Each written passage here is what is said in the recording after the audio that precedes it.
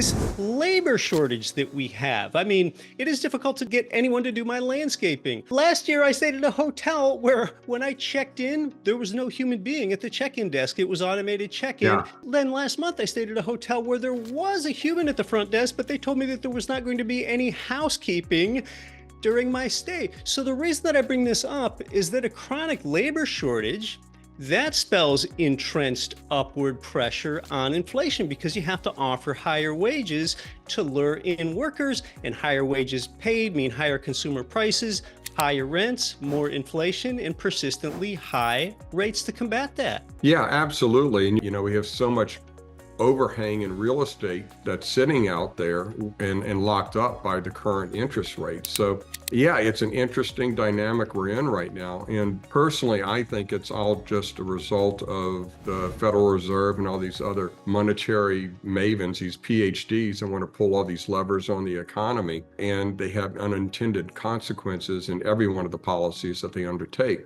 And we're in one right now.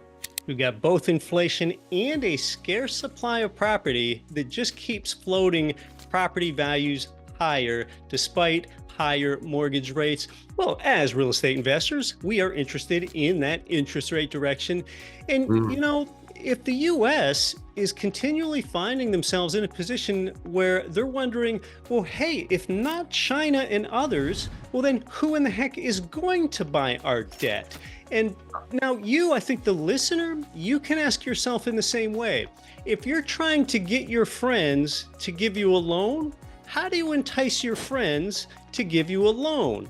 You would offer them a higher interest rate in order for them to give you a loan.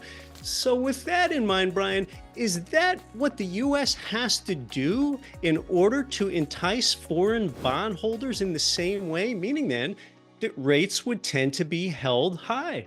Very interesting point there, Keith, because getting back to what I was saying, how these PhD economists are pulling all the levers on the economy, the lever they're about to pull is to start lowering rates again because they recognize these debt loads. They recognize the possibility of a recession, and that if there is a recession and tax receipts fall, then the debt load is going to accelerate even further. So they feel that policy right now is very restrictive, and they're going to start lowering rates at some point. They have to, with the debt loads being what they are. However, you have, on the other hand, the bond holders or the, which you would hope would be the buyers of the Treasury securities, and they will look and see the potential economic slowdowns ahead, the potential for higher inflation, and start demanding higher returns on their yields. So there is a tension there.